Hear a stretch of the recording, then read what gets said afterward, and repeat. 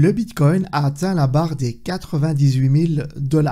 Nous sommes à un iota près des 100 000 $. Restez bien jusqu'au bout de cette vidéo.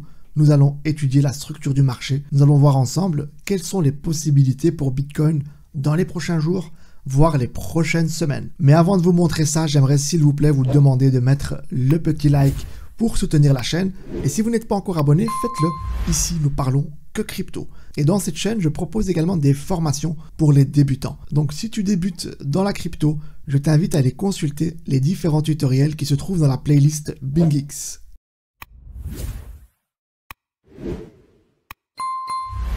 Allez, sans plus tarder, nous allons consulter ici quelques indices clés. Au niveau de Fear and Greed, nous sommes Extreme Greed, donc on a l'enthousiasme du marché. La Alt Season Index, on est à 27%. On a pu constater que les altcoins, malheureusement, stagnent. On va consulter quelques chiffres juste après. La domination Bitcoin est à 59%. Donc le Bitcoin domine le marché. Et donc cet indice-là est relié à la Alt Season. Si le Bitcoin domine, forcément, les altcoins perdent du terrain. Ici, c'est les 100 plus grosses capitalisations boursières crypto. Et on constate que la majorité est au vert. XLM qui fait un excellent retour avec plus 80,70%. Le Bonk qui nous fait un plus 34%. Le Polygon 22%. Et le XRP qui est passé au-dessus du dollar et qui enregistre une hausse hebdomadaire de 46,6%. Le BNB perd 2,6% mais reste toujours au-dessus de la barre des 600 $. Alors dans le top 200, il y a le Cerebro qui a fait beaucoup de bruit cette semaine et qui fait plus 300%, donc quasi 1 x 3, c'est une très belle performance. Par contre, le Multiverse X, lui, fait plus 4,6% et se retrouve pour la première fois depuis quelques années dans le top 200. Auparavant, Multiverse X faisait partie des 25 top capitalisations. Et bien aujourd'hui, il se fait reléguer à la deuxième page. C'est le cas également pour le Cake qui fait plus 5%, qui faisait partie auparavant des 60 meilleurs cryptos.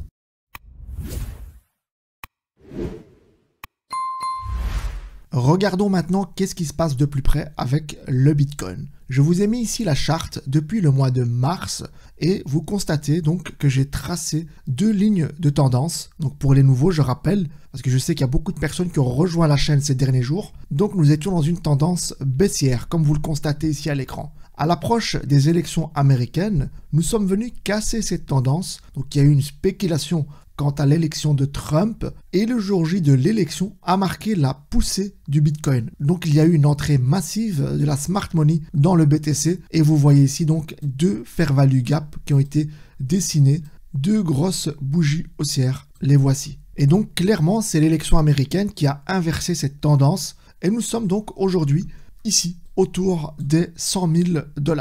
Alors je vais passer ici ma time frame en 1 heure pour voir de plus près, car nous étions en daily. Maintenant, je vais passer cela en hourly. Et donc après l'élection américaine et la poussée du BTC au-dessus des 80 000 $, on peut aujourd'hui tracer une tendance pour Bitcoin. Comme vous le constatez à l'écran, nous avons donc une tendance haussière. Et donc en analyse technique, un changement de tendance, on appelle ça un shosh. Afin d'obtenir ces tendances, il aura fallu prendre les points les plus hauts à chaque fois. Et donc en tendance haussière, on retrouve des points bas à chaque fois plus hauts. Même chose pour les points hauts qui sont à chaque fois supérieurs par rapport au précédent. Alors durant cette tendance, on a pu créer ici un petit range, donc une période de consolidation. Donc nous avons eu la première impulsion, la deuxième impulsion, puis ensuite un petit retracement, consolidation, petite correction. De nouveau, on est remonté un peu plus haut que la fois précédente pour ensuite corriger, remonter, retaper un ATH, redescendre. Et là, on a consolidé avec un joli support créé sur la zone du précédent ATH. Ensuite, nous avons cassé ce support. Nous sommes revenus prendre des liquidités un peu plus bas dans ce support autour des 86 000 $. Par la suite, nous avons eu un joli range. Donc, c'était une période incertaine. C'était une zone de découverte. On ne savait pas réellement où allait taper le marché. À ce moment-là, beaucoup de traders spéculaient à la baisse.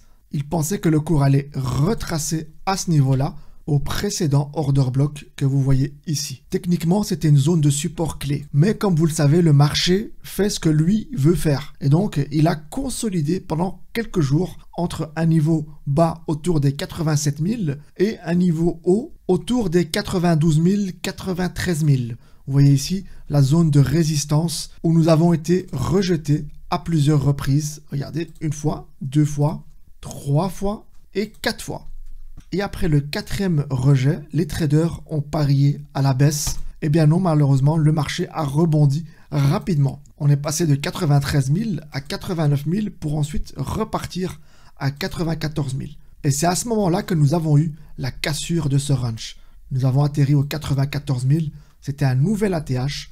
Et donc, c'était en quelque sorte une nouvelle résistance qui a été donc ici encore une fois brisée après plusieurs tentatives. Regardez, une fois, deux fois et encore une troisième fois ici.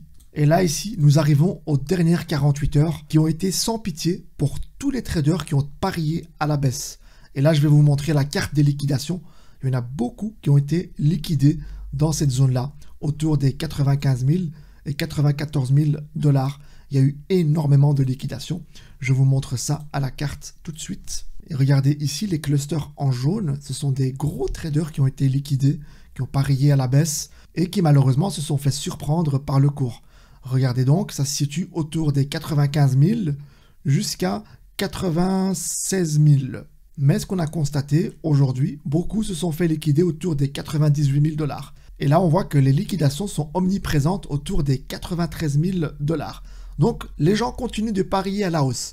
Ça, c'est très dangereux. On pourrait avoir le marché qui partirait à la baisse pour aller chercher des liquidités. Et donc, il y a forte chance qu'on puisse retester le précédent ATH qui sert naturellement de support. Donc, c'est le support clé à retenir. C'était la résistance. Il est devenu support. Donc, il y a forte chance que le marché aille liquider tous les longs pour aller récupérer des liquidités et ensuite repartir vers les 102-105K. Ça, pour ma part, c'est le scénario le plus probable. Et donc, un autre scénario, on pourrait créer ici un espèce de range. Donc, rester autour des 95-98 000. On pourrait imaginer que la smart money fasse de l'accumulation et qu'ensuite les petites baleines et les particuliers aillent projeter le cours au-dessus des 100 000 $. Alors, quelles sont les zones de support clés à retenir? Il y a déjà la zone du précédent ATH où nous avons aussi un order block. Il y a également la zone psychologique des 90 000 $ ici. Et alors, il y a un autre support clé où le cours est venu taper à plusieurs reprises. C'est autour des 88 000 $. Donc ça, pour moi, ce sont les trois zones que BTC pourrait retester à court terme. Et il y a également la ligne de tendance qui peut servir de support et même de piège pour les traders.